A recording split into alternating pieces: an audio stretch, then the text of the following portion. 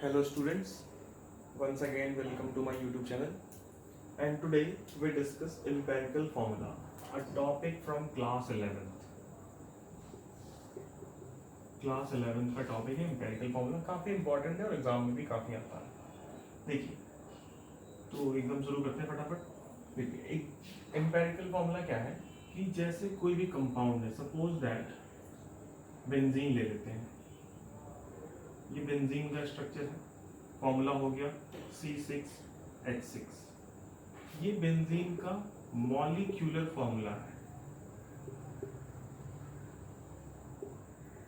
अगर इस फॉर्मूले का सिंपलेस्ट रेशियो निकाला जाए,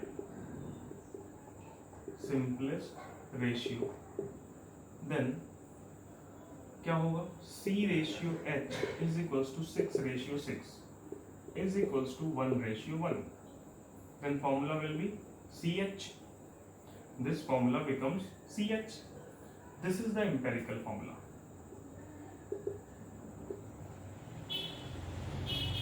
Empirical formula can be defined as a type of chemical formula which have the simplest whole number ratio. Type of chemical formula which have the simplest whole number ratio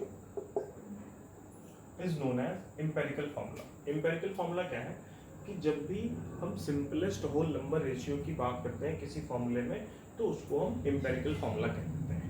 ठीक है, जैसे दूसरा example ले सकते हैं sugar के case में, sorry glucose के केस में C6H12O6।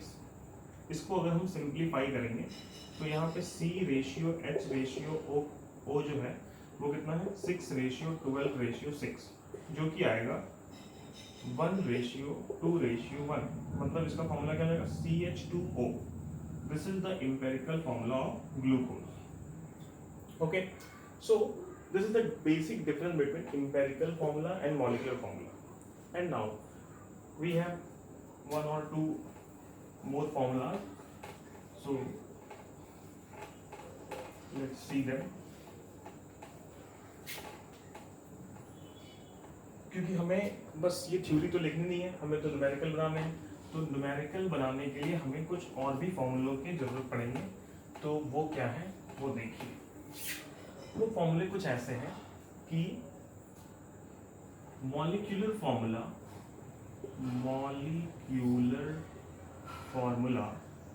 is equals to n into empirical formula। अभी n क्या है?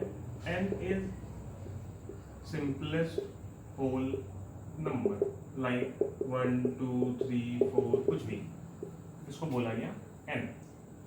एक और फॉर्मूला क्या है कि molecular mass is equals to 2 into vapor density। molecular mass is equals to 2 into vapor density। then molecular mass को हम क्या लिख सकते हैं? n into empirical mass।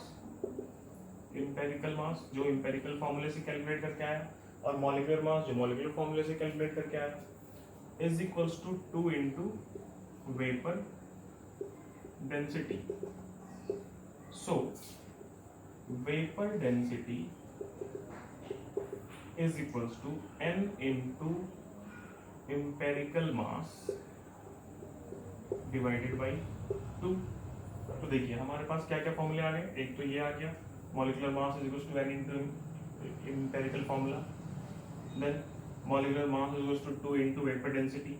एक फॉर्मूला हमारे पास आया n into empirical formula mass is equals to 2 into vapour density से आ गया vapour density is equals to n into empirical mass upon 2। ठीक है, अब एक क्वेश्चन करते हैं जो कि एनसीईआरटी का ही है। तो एक क्वेश्चन करते हैं। देखिए क्वेश्चन क्या है?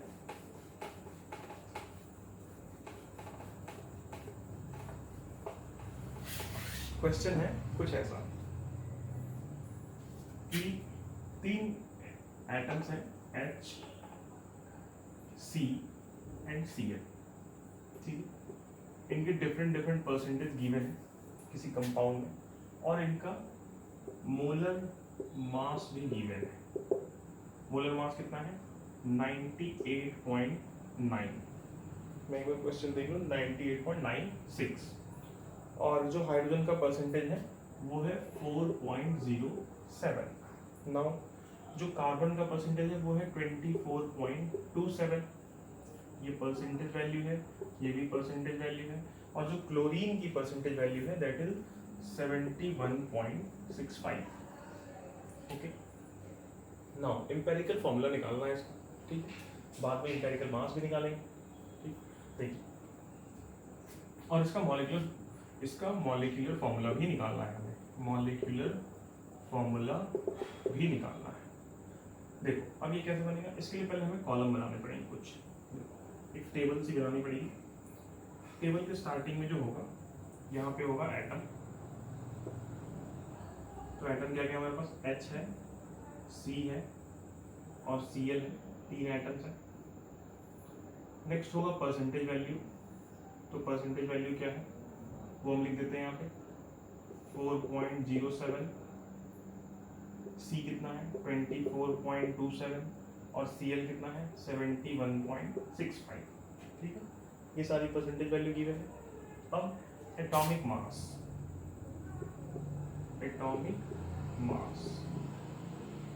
मास कितना होता है हाइड्रोजन का मास 1, कार्बन का मास 12 है और क्लोरीन का मास है 35.5। ना अब क्या आने वाला है,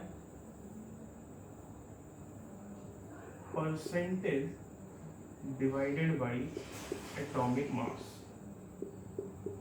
percentage value divided by atomic mass. तो परसेंटेज वैल्यू कितनी है 4.07 डिवाइडेड बाय 1, यहाँ 24.27 divided by 12, then 71.65 divided by 35.5, ठीक है।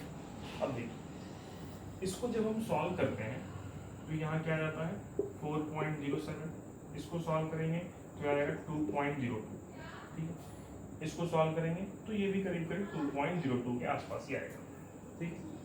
अब ये तो रेशियो हुआ, ठीक है।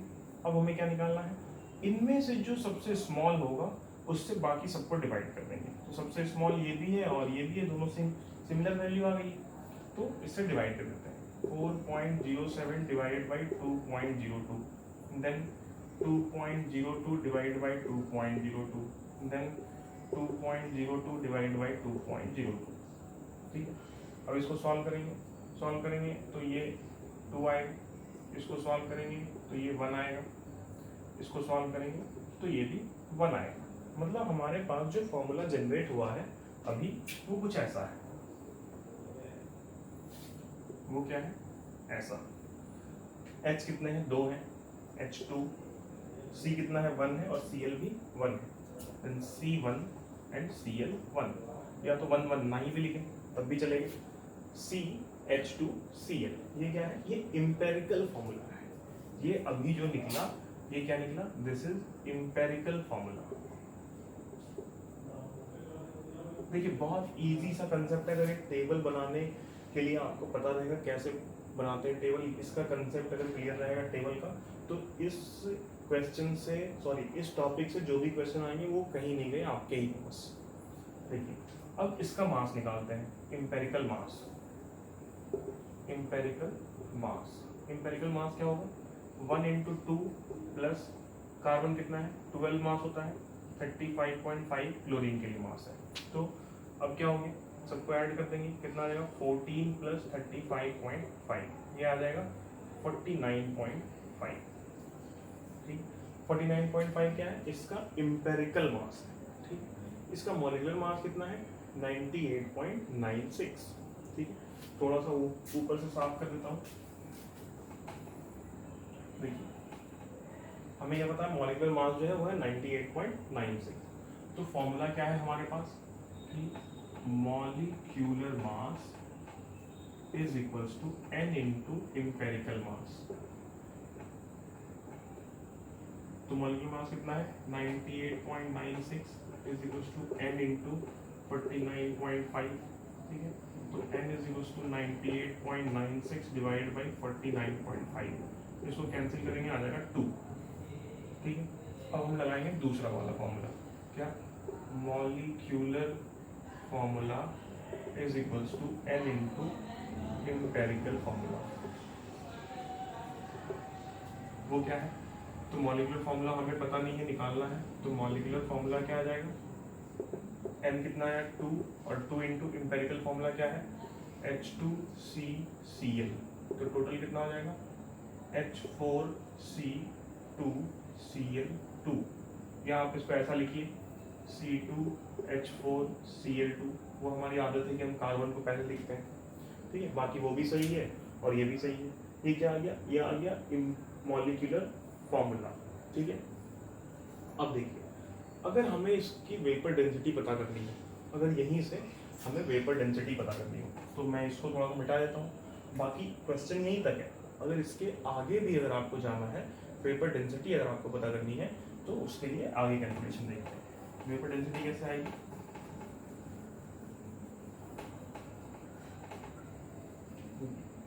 क्या फॉर्मूला था, molecular mass is equals to 2 into vapour density. तो वेपर डेंसिटी क्या हो जाएगी, मॉलिक्यूलर मास कितना है 98.95 अपॉन 2, ठीक है। इससे कैलकुलेट कर लेंगे, जो आएगा वो आंसर रहेगा, सिंपल सा है, ठीक। तो ये था पूरा concept, molecular formula, empirical formula, vapour density, empirical formula mass and molecular formula mass, that's all. Okay guys, अगर आपको वीडियो अच्छी लगी हो तो इसको लाइक करें, शेयर करें, चैनल को सब्सक्राइब करें, अपने फ्रेंड्स के साथ शेयर करें कि ज़्यादा से ज़्यादा लोग इसको पढ़ पाएँ।